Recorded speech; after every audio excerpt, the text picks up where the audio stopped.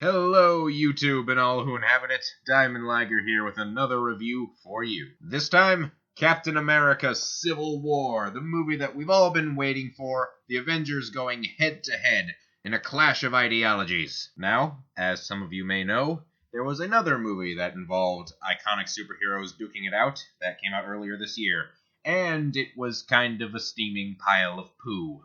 I didn't like it very much. But this one, I'm just going to give you my opinion right off the bat.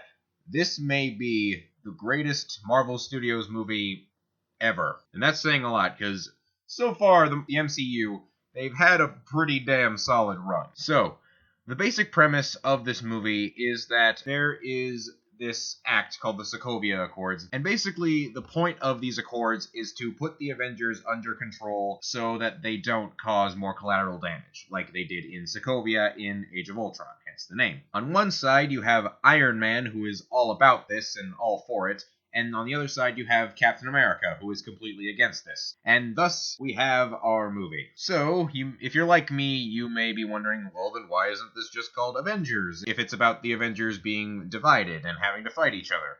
Well, that's where the Winter Soldier comes into play. Now, Winter Soldier and the issues that are surrounding him, they are the thing that is driving this plot forward. That is why this movie is called Captain America Civil War, because Captain America and Bucky are the focus, even though you do see both sides of this conflict over the Accords. So, first off, the good.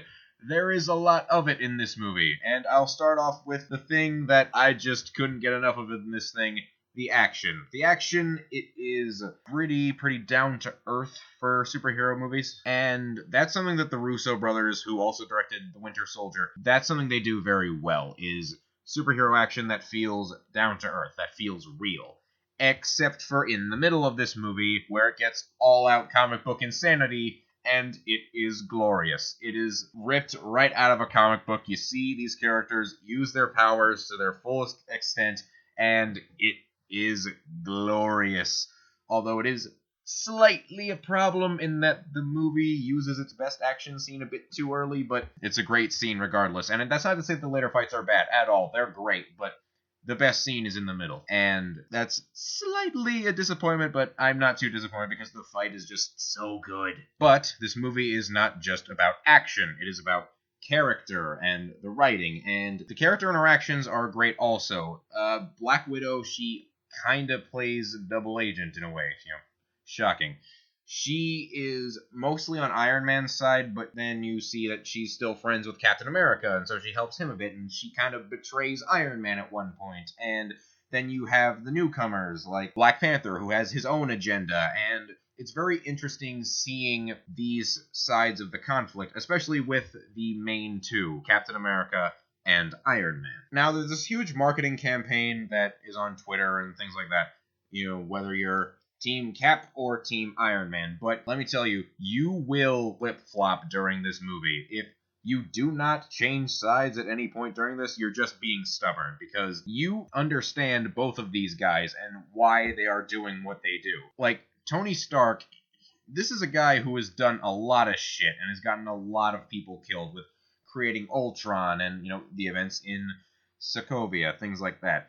And he understands how many people have died because of what he and the other Avengers have done. So you start thinking to yourself, maybe the Avengers, maybe they should be reined in. Maybe these accords are a good idea. But then you have Captain America, and he's like, what if the government wants us to go in a place we don't want to go? What if there's a place we need to go and the government doesn't want us to go there? And then you start siding with him because you realize, yeah, he's right. What if you take these freedoms away? What if they won't let you help? And because of that, you see both sides, and in a conflict like this, you need to understand both sides. So yeah, the action's great, the character interactions are great, and speaking of characters, there are two newcomers that are introduced in this movie. These two are Spider-Man and Black Panther. I'll talk about Black Panther first because he's in the movie a lot more. Now, he has this whole plot revolving around revenge, and it works very well because, in a way, it's kind of,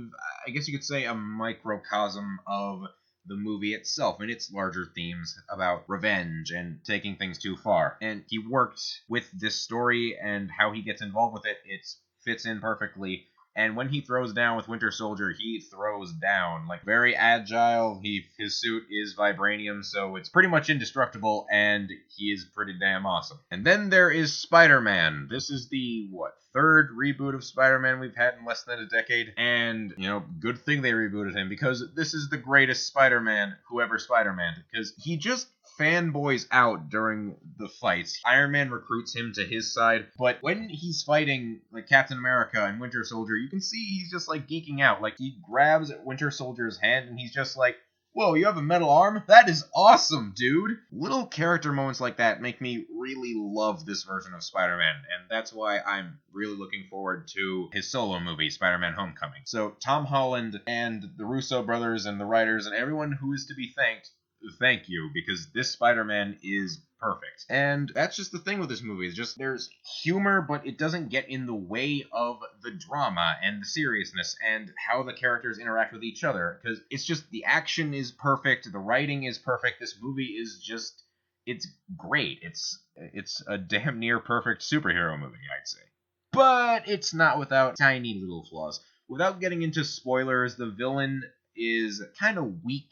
He falls into what I feel like a lot of the MCU villains do, aside from Loki and Red Skull. Like, the Phase 1 villains I felt were the best, and onwards they just were okay. He's better than most of the Phase 2 villains, but he's not perfect. He's perfectly fine in this role, in the position he is given, but he's kind of just there for a lot of the movie. You feel like a lot of the conflicts that could have happened, they could have happened without him, even though he causes a lot of the issues in this movie.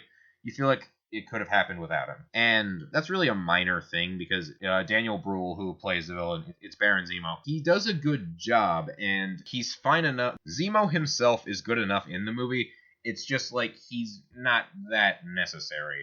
I also felt like the ending was a bit rushed, but then you realize, yeah, like with Black Panther's arc and all what has happened so far, and the years of history these characters have had together, the ending, it makes more sense. But I do feel like the last very few minutes of this thing were a bit rushed. Like, it doesn't dampen the whole thing, but it did bother me slightly, very, very slightly, because like I said, the rest of this movie, the characters are great, the writing is great, the action is amazing. So yeah, Marvel blew DC out of the water on this one. I'm not taking sides in terms of comic book companies. I'm just saying it how I see it. In terms of superheroes going at it, Civil War is the one to see. This is a fantastic blockbuster that nobody should miss out on.